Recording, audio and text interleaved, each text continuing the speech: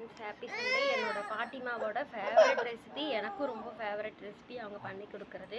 இதில் வந்து என்னென்ன பொருட்கள் வந்து ஆட் பண்ணியிருக்காங்கன்னு ரஃபாக சொல்கிறேன். எவ்வளோ அளவுன்னு சொல்லிட்டு ஃபஸ்ட் கமெண்டில் வந்து தரேன்.